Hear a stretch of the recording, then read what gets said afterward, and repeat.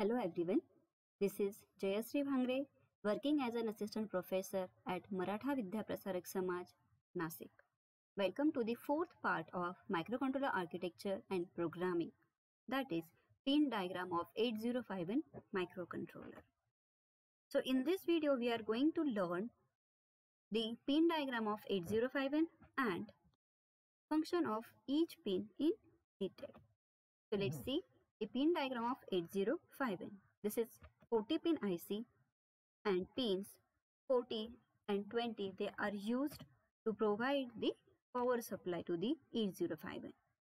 If we remember the positions of ports, then it will be easy to remember the pin diagram of 8051.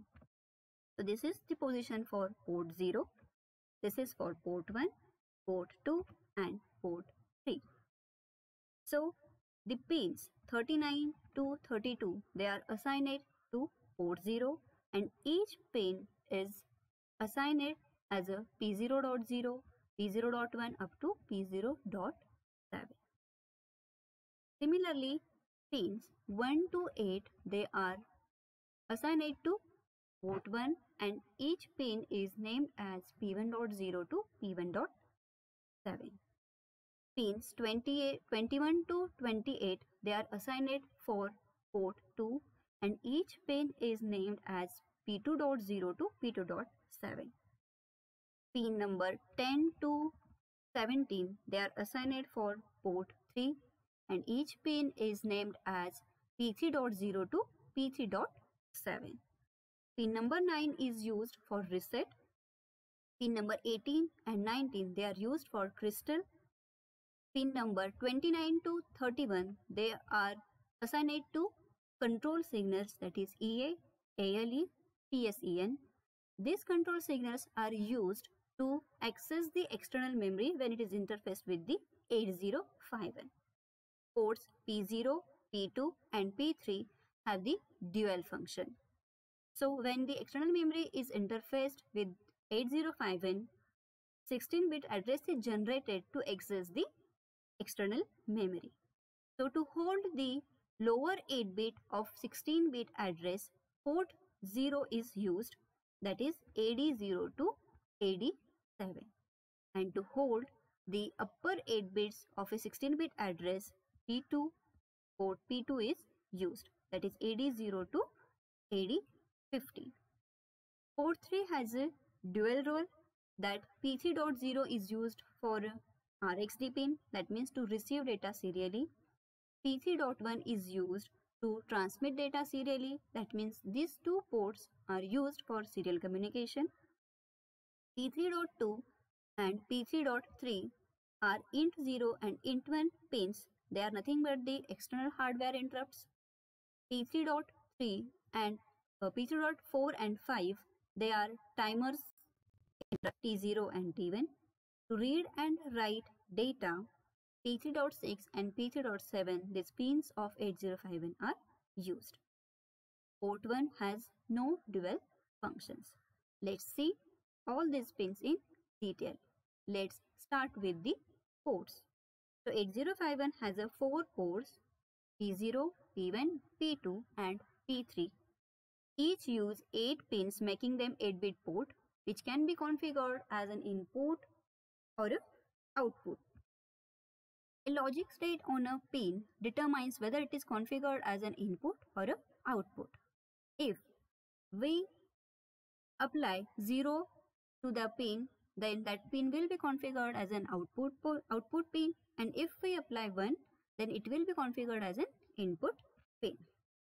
So let's start with the port 0.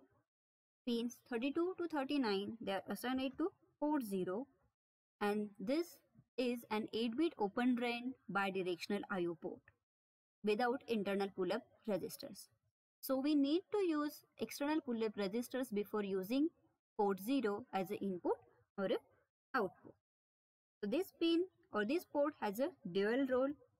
So when the external memory is interfaced, this port is used to provide both address and a data bus.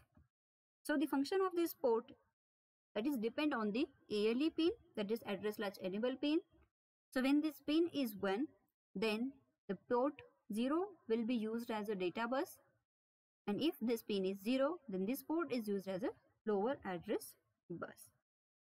So as discussed in the previous slide, port 0 is an open drain bidirectional port without internal pull-up resistors. So to use this port as an input or output, we have to connect the 10 kilo ohms external resistors to the each pin. So what is this open drain concept? To understand this concept, we have to understand the working of MOSFET. So this is the MOSFET. It has a 3 terminals: drain, gate and source. Gate is the input terminal and drain is the output terminal.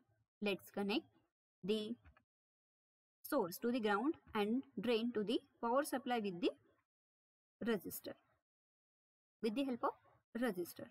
So if we apply 1 to the input, then transistor will be turned on and the output will be 0. And if we apply 0 to the input of a MOSFET, then transistor will be off. Then that is, there is no connection between the source and the drain, and the output will be equal to the plus VDD, that is 1. So let's see the open drain concept in port 0. So here is the MOSFET that is connected to the P0.X pin, that is any one pin of the port 0 from 0 to 7. So here is the D latch or a D flip-flop, that is output of complement output of this D flip-flop is connected to the input of a MOSFET, and the input of this D flip-flop is connected to the internal CPU bus. So here are two buffers. They are used for the reading purpose. So here no internal pull-up resistors are connected to the drain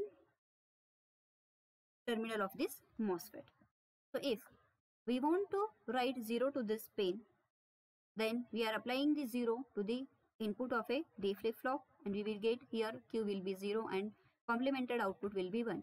So this turn on the transistor, and here the pin is connected, output pin is connected to the ground, and we will get 0 at the output. Now if we want to write 1 to the P0.X pin, then we are applying 1 to the input of a D flip-flop. So we will get complemented output 0. So this will turn off the transistor, and the output pin is set at a high impedance. That means this pin will be floating. So to have a high output or a 1 at the output, we must have to connect the source to this pull-up resistor. So in this way, if we connect the source power supply to this pull-up resistor to the drain terminal of MOSFET, we will get the output equal to 1. So this is the open drain concept. For this purpose, we required external pull-up resistor for the port 0 to use this port as an input or a output. So here writing 1 to the output pin of a P1.X. So here the port 1, if we want to write 1 to any pin of a port 1 or any pin of a port 2 or port 3, this hardware structure will be used. So here internal pull-up resistors are present. So if we are applying 1 to input of a D flip-flop, so Q bar will be 0. This will turn off the transistor and we will get 1 at the P1.X pin. And if we want to write the 0 to output pin, that is P1.X, so we are applying 0 to the input of a D flip-flop and we will get Q bar equal to 1. This will turn on the transistor and the output will be, or this pin will connect to ground, and we get 0. So in this way we can write 0 or a 1 to any pin of port 1, port 2 and a port 3. Now if we want to read high at a input pin, so again here port 1 is used and we want to read the data of this pin. So To use this pin or a port as an input port, we have to configure this port or a pin as an input pin by applying 1 to this pin. So let's apply or let's configure this pin first as an input pin. So we are sending the command, that is move p1 comma hash 0ffh. That means we are sending all 8 bits are as a 1 to port 1. So if we sending 1 to input of a D flip-flop, then we will get Q bar as a 0. This will turn off the transistor and this pin will be set as an input pin. Now if we want to read the data from port 1 in an accumulator, this command will be sent, and now here the data 1 that is available on this pin, that will be read by the internal CPU bus if we activate the read pin. So this buffer, after activating this read pin or read signal, this buffer will allow this signal and it is available on the internal CPU bus. In this way, the high that is available on the input pin, that will be read. Now if we want to read the low at input pin, again we want to read the data from this pin, so again we have to configure this pin as an input pin. So again the command will be sent and we are applying 1 to the input of a D flip-flop. Again Q bar will be 0, this will turn off the transistor and this pin will be configured as an input pin. Now we want to read the data available at port 1 into accumulator. So data 0 that is available on this pin, so that will be read if we activate the read signal. So this buffer will allow this signal to transmit through it, and that will be available on the internal CPU bus, and in this way we can read the low at a input pin. So let's see port 1 in detail. Pins of 8051 from 1 to 8, they are assigned to port 1. So all these 8 pins, they can be configured as an input or a output pins, and these are the bidirectional input output port and with the internal pull-up resistors. So it has no dual function. Port 2, pins 21 to 28 of 8051, they are assigned to port 2. So it is a 8-bit bidirectional input output port with internal pull-up resistors, and to configure it as an input port, we have to write 1 to all pins of the port. It has a dual role, that is it can be used as a address bus to access the external memory.